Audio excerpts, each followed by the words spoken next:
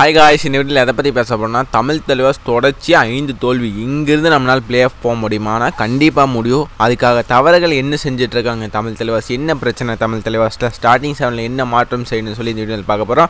வீடியோக்குள்ளே போகிறதுக்கு மறக்காம சப்ஸ்கிரைப் பண்ணி பக்கத்தில் பிளேக்கன் கிளிக் பண்ணி வைங்க. வாங்க வீடியோக்குள்ளே போகலாம். ஃபஸ்ட்டுங்க, தமிழ் தலைவாஸ் வந்து ஸ்டார்டிங் மேட்செல்லாம் நல்லா தான் ஆரம்பித்தாங்க. ஃபஸ்ட்டு மேட்ச்சு டெல்லியெல்லாம் தோக்கடிச்சாங்க. நம்மளோட மெயின் பிரச்சனை எங்கே இருந்துச்சுன்னா டிஃபென்ஸில் தான் நம்ம தோத்துட்டு இருந்தோம். மேட்ச்சுக்கு நம்ம வந்து எனக்கு ஒரு பெரிய கேள்வி, என்னடா போன வருஷம் இந்த கோச் தான் வந்து நம்மளை வந்து ஒன்றுமே இல்லை தமிழ் தலைவாசம் பிளே ஆஃப் வரை கூட்டிகிட்டு போனார் இவருன்னு எனக்கு தோணுது. ஏன்னா போன வருஷம் யோசிச்சு பாருங்கள், அஜிங்கே பவரெல்லாம் ட்ராப் பண்ணி ஒரு யங்ஸ்டர் நரேந்திரெல்லாம் கொண்டு வந்து ஓரளவுக்கு நல்லா பண்ணிகிட்டு இருக்கீங்கள. அவங்க 2 பேர்த்தையும் நம்பி இறக்கி நல்லா பண்ணிகிட்டு இருந்தோம். இந்த டைம் வந்து டிஃபென்ஸ் மோசமாக கொஞ்சம் பண்ணிச்சு. அபிஷேக் ஒன்றுமே பண்ணல, ஏகப்பட்ட அன்சக்ஸஸ்ஃபுல் டேக்கிள் பண்ணார். ஆனால் நல்லா பண்ணிகிட்டு இருந்த ரைட்டர் என்னன்னா செகண்ட் ஹாஃபில் இருக்கிறாரு, அஜிங்கே பவரை நரேந்தர் செகண்ட் ஹாஃபில் இருக்கிறாரு, ட்ராப் பண்ணுறாரு. அவங்க 2 கான்ஃபிடன்ஸை உடச்சே போட்டாருங்க. ரைடிங் நல்லா இருந்தது, அவங்க ட்ராப் பண்ணி அவங்களோட கான்ஃபிடன்ஸ் உடச்சது நம்ம கோச் தான் ஃபஸ்ட்டு, அதை ஒத்துக்கணும். ஏன்னா அவங்க 2 பேரும் ட்ராப் பண்ணாமல் ரைடிங்கில் அதே வச்சுட்டு டிஃபென்ஸில் சேஞ்ச் பண்ணியிருக்கணும். அது கவர் தான். மோகித்தும் கூட ஓரளவுக்கு பாயிண்ட் எடுத்துகிட்டு இருந்தார். ஆனால் அவரை ட்ராப் பண்ணி திரும்ப கொண்டு வந்து கூட போன மேட்ச் அருமையாக பண்ணார். அபிஷேக் இது வரைக்கும் ஒரு மண்ணு பிடுங்கல, ஆனால் அவர் மட்டும் வச்சுக்கிறாரு. ஏன்னு தெரில. எனக்கு அபிஷேக் வந்து ரொம்ப பிடிக்கும். ஏகப்பட்ட வீடியோ போட்டிருக்கேன், தமிழ்நாட்டு பையன் சப்போர்ட் பண்ணோம்.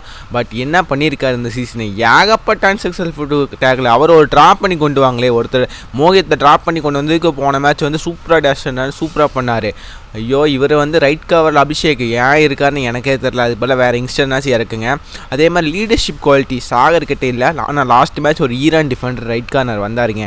அவர் வந்து சாகருக்கு பதிலாக வந்தார். ஆனால் வந்து அவர் சூப்பராக பேசுகிறாருமே. இப்போ அவர் வந்து லீடர்ஷிப் அவரே எடுத்துக்கிறார். என்ன தான் வந்து சாயில் குலே கேப்டனாக இருந்தாலும் ஈரான்காரங்களாம் எனக்கு ரொம்ப பிடிச்சிருக்குங்க. ஏன்னா ஃபசல் ஆகட்டும் யாராகட்டும் வந்து அவங்க கேப்டன் எடுத்துக்கிட்டு வழி நடத்துகிறாங்க. இந்த பக்கம் போய் அட்டாக் பண்ணி இப்படி பண்ண அப்படி தான் அவர் ஒரு லீடர் மாதிரி இருந்தார். எனக்கு பிடிச்சிருந்தது. அவர் கன்யூ பண்ணோம்.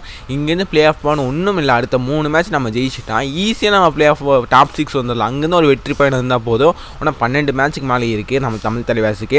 8 மேட்ச் தான் முடிஞ்சிருக்கு, 2 மேட்ச் ஜெயிச்சிருக்கோம். இங்கேருந்து ஒரு பிரச்சனை இல்லைங்க. தொடர்ந்து ஒரு 3 மேட்ச் நல்லா விளையாடினா போதும். நீ பெங்களூர் புல்ஸ் கூட சண்டே மேட்ச் இருக்குது, கண்டிப்பாக நல்லா விளையாடணும்.